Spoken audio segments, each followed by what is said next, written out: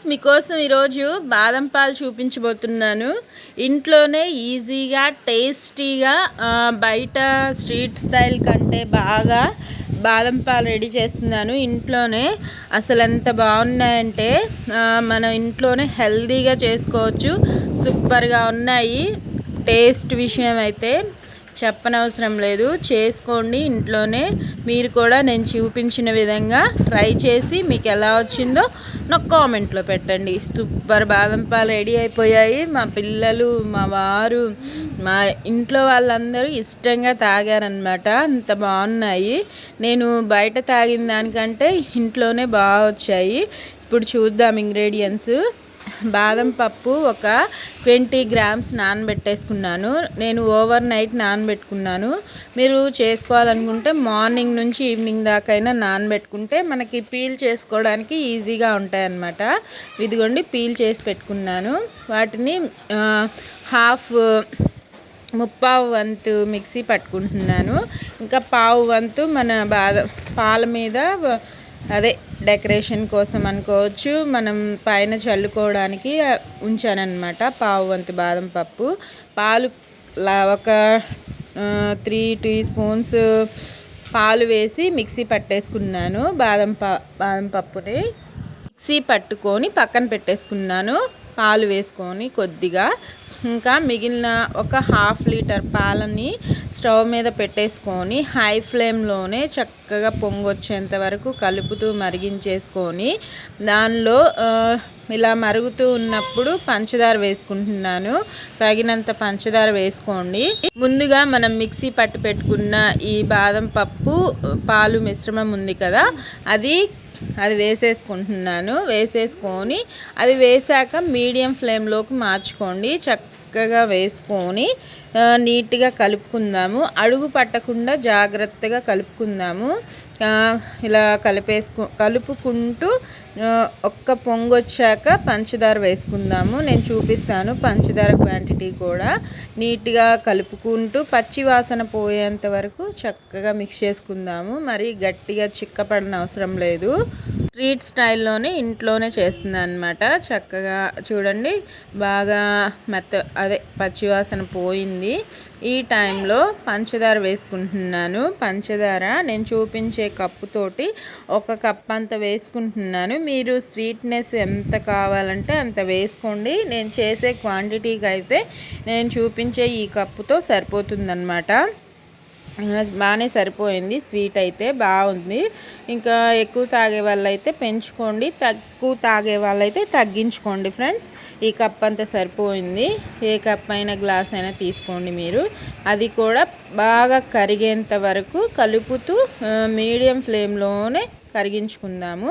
ఇలా కలుపుతూ ఉన్నప్పుడు నేను కస్టర్డ్ పౌడర్ తెచ్చుకున్నానండి.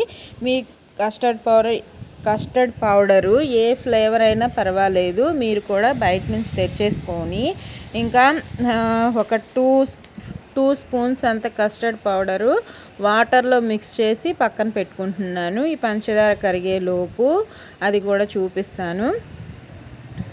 వాటర్లో కలపకపోతే మళ్ళీ ఉండలు కట్టే అవకాశం ఉంటుందండి, ఉండలు కట్టే ఛాన్సెస్ ఉంటుంది. అందుకని నేను వాటర్లో మిక్స్ చేసుకుంటున్నాను.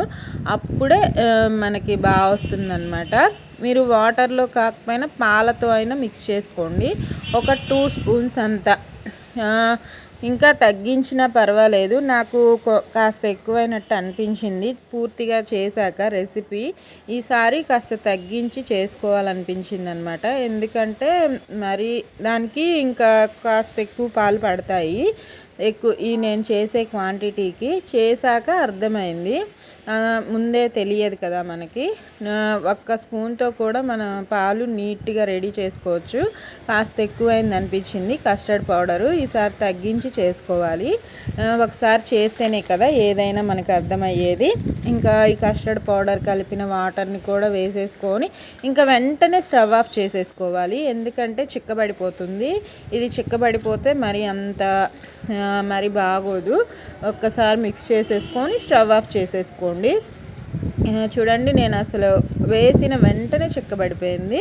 చిక్కబడిపోయిన దాన్ని ఇంకా స్టవ్ ఆఫ్ చేసేసి రూమ్ టెంపరేచర్లోకి వచ్చాక మనం ఫ్రిడ్జ్లో పెట్టుకోవాలి. నేనైతే ఓవర్ నైట్ పెట్టాను.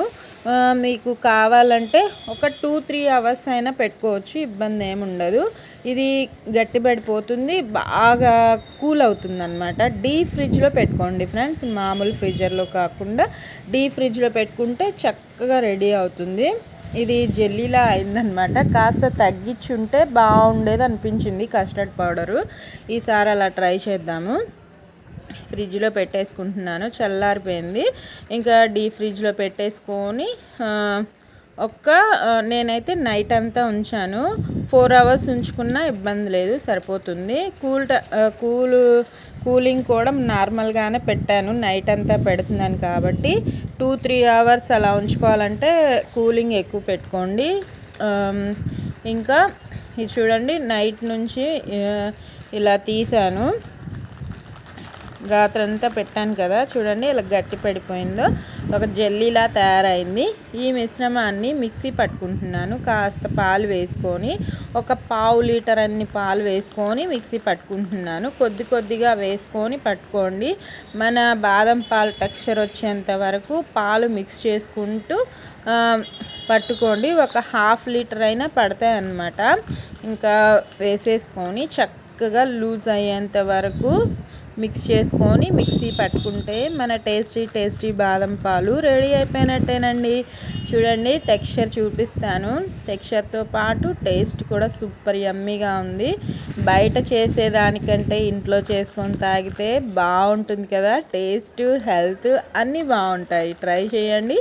నచ్చితే లైక్ చేయండి ఫ్రెండ్స్. ఇదిగో బాదం ఫ్లేక్స్ మిగిలిన ఉంచాను కదా, అవి ఇప్పుడు వేసేస్తున్నాను. కాస్త జీడిపప్పు కూడా వేస్తున్నాను.